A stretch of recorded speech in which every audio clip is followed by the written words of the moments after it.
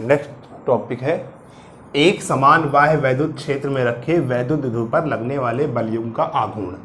तो मान लिया कि -q तथा +q आवेशों से बना एक वैद्युत द्विध्रुव आघूर्ण है, ठीक है। तो -q और +q आवेश से बना एक वैद्युत द्विध्रुव आघूर्ण AB है, जिसके A पर -q आवेश तथा B पर +q आवेश है और AB के बीच की दूरी 2L है। AB के बीच की दूरी 2L है। तो +q आवेश के कारण अब ये एक समान वैद्युत क्षेत्र E में से थीटा कोण बनाते हुए रखा है। तो ये वैद्युत द्विध्रुव आघूर्ण जो है वो एक समान वैद्युत क्षेत्र E में रखा है और ये वैद्युत क्षेत्र से, मान लो ये वैद्युत क्षेत्र का डायरेक्शन है और ये डायपोल है, तो ऐसे थीटा कोण बनाते हुए रखा है। तो वैद्युत द्विध्रुव आघूर्ण क्या होता है? P = दोनों आवेशों के बीच की दूरी और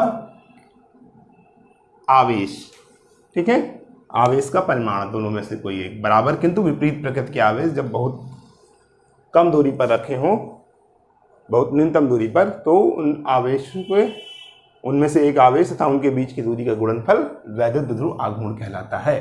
तो -q तथा +q आवेशों से बने वैद्युत द्विध्रुव का वैद्युत द्विध्रुव आघूर्ण क्या है? P = 2qL है। माना ये वैद्युत द्विध्रुव वैद्युत क्षेत्र E से थीटा कोण बनाते हुए रखा है गया है।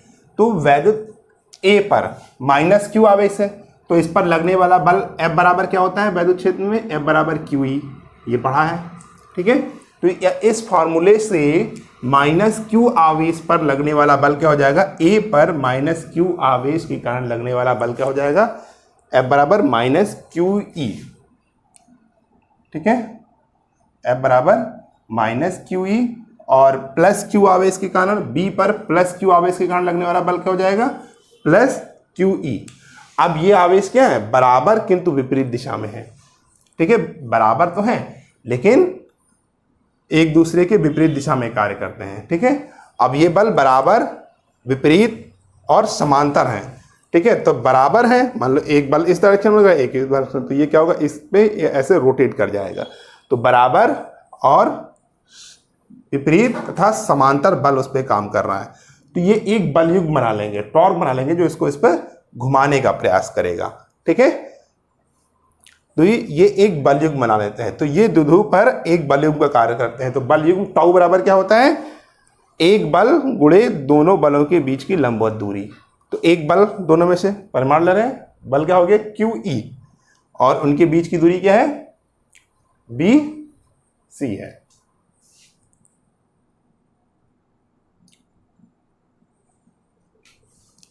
ठीक है। QE × BC।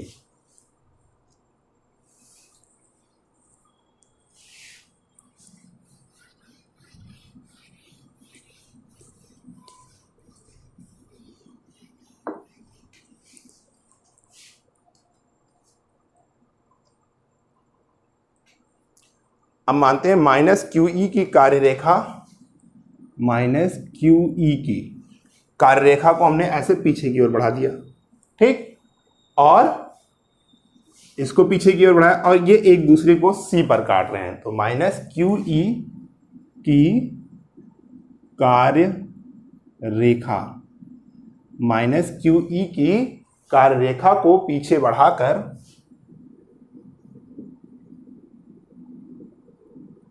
B से अभिलंब खींचा, जो इसे C पर काटता है, जो इसे C पर काटेगा। अब देखो यहां पे एक समकोण त्रिभुज बन गया है, ऐसा बनना समकोण त्रिभुज ABC और ये थीटा। तो अब लेते हैं समकोण त्रिभुज ABC में, समकोण त्रिभुज ABC में एंगल CAB,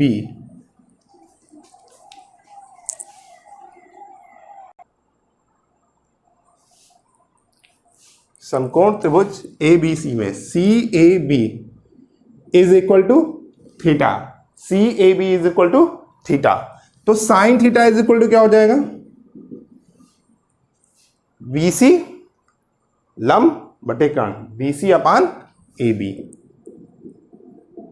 तो यहां से B C is equal to क्या हो जाएगा, A B sine theta, cross multiplication कर लिया। तो और ए बी क्या है, यहां डाइपोल की लंबाई है, तो बी सी बराबर 2l साइन थीटा। तो बी सी बराबर क्या हो गया, 2l sign theta.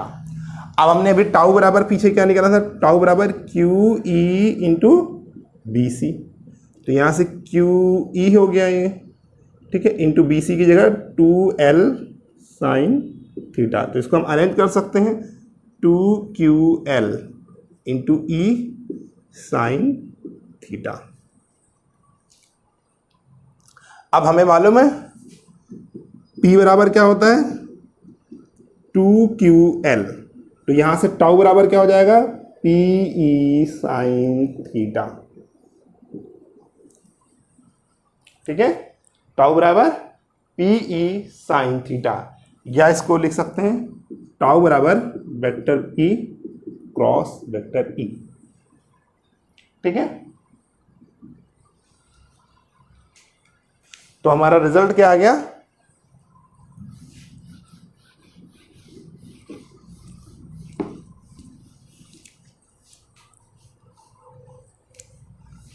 Tau is equal to P E sine theta, tau बराबर पी ई साइन थीटा। अब अगर हम इसको वेक्टर फॉर्म में लिखना चाहें तो लिख सकते हैं tau is equal to vector P cross vector E. Vector A cross vector B क्या होता है, ए बी साइन थीटा, ठीक है। अब इसके कुछ स्पेशल केसेस पढ़ लेते हैं। नोट, यदि वैद्युत द्विध्रुव द्वारा जो वैद्युत द्विध्रुव के कारण मान लो बल F लग रहा है, ठीक है, तो वैद्युत द्विध्रुव पर जो बल F का अनुभव हो रहा है तब माइनस क्यू तथा प्लस क्यू द्वारा, ठीक है, ये जो कुल बल होता है वो माइनस क्यू तथा प्लस क्यू के कारण जो बल होता है उसके सदृश योग के होता है। यानी माइनस क्यू के कारण बल क्या है, माइनस क्यू ई, और प्लस क्यू के कारण क्या है, प्लस क्यू ई। तो कुल बल क्या हो जाएगा, F बराबर प्लस क्यू ई, दोनों को हम जोड़ देते हैं साइन के साथ में, माइनस क्यू ई। तो क्या हो जाएगा, Q E minus Q E is equal to 0। तो इसका मतलब क्या हुआ, अतः वैद्युत द्विध्रुव का संपूर्ण बल शून्य होगा, क्योंकि दोनों आवेशों पर कार्यरत बल समान व विपरीत हैं, ठीक है, दोनों आवेशों पर कार्यरत बल समान और विपरीत हैं, ठीक है। अब इसकी कुछ विशेष स्थितियां होती हैं, तो विशेष स्थितियों में देखते हैं। फॉर्मूला क्या आया था, tau is equal to P E sine theta. अब अगर किसी स्थिति में थीटा इज इक्वल टू 0 हो जाए, ठीक है, तो क्या हो जाएगा, साइन 0। साइन 0 की वैल्यू कितनी होती है, साइन 0 की वैल्यू 0 होती है। अब हम ये वैल्यू यहाँ पे पुट करके देखते हैं, टाउ बराबर क्या हो गया, पी ई साइन थीटा। तो ये हो गया पी ई साइन 0, ठीक है। अब साइन 0 की वैल्यू क्या होती है, 0 होती है, और अगर हम किसी भी नंबर को 0 से मल्टीप्लाई करें तो क्या आ जाता है, 0 आ जाता है। यानी इस स्थिति में वैद्युत द्विध्रुव पर कोई बलयुक्त कार्य नहीं करेगा। जब वो वैद्युत क्षेत्र से थीटा कोण जो बनाता है वो 0 हो जाए तो क्या हो जाएगा, उस स्थिति में वैद्युत द्विध्रुव पर कोई बल कार्य नहीं करेगा। नेक्स्ट स्थिति है, ठीक है। अब मान लो ये वैद्युत क्षेत्र के एकदम लंबवत हो जाए, तो जब लंबवत हो जाएगा तो थीटा इज इक्वल टू 90, तो साइन 90 का मान 1 होता है, तो ये 1 हो गया। तब tau is equal to P E sine theta होता है, यहाँ पे 90 रख देते हैं, तो पी ई साइन 90, साइन 90 की वैल्यू 1, यानी पी ई इंटू 1, तो क्या आ गया पी, ठीक है। तो ये जो होता है, ठीक, ये इसका अधिकतम मान होता है, यानी tau maximum is equal to P E, ठीक है, या कह सकते हो P is equal to tau maximum upon E, ठीक है। जब वैद्युत द्विध्रुव वैद्युत क्षेत्र के लंबवत कार्य कर रहा हो तो उस समय इस पर जो बलयुक्त का आघूर्ण लगता है टाउ, वो अधिकतम होगा, ठीक है। फिर इसकी एक स्थिति और होती है, अब वैद्युत ध्रुव जो है वैद्युत क्षेत्र के समांतर परंतु विपरीत हो जाए तो क्या हो जाएगा, उस कंडीशन में हो जाएगा थीटा इज इक्वल टू 180, तो tau is equal to P E sine 180। तो 180 की वैल्यू क्या होती है, 0 होती है, तो क्या हो जाएगा पी ई इंटू 0, ठीक है, तो टाउ बराबर 0। तो इस स्थिति में वैद्युत ध्रुव पर कोई बलयुं कार्य नहीं करेगा। ये इसकी कुछ विशेष स्थितियां हो गई।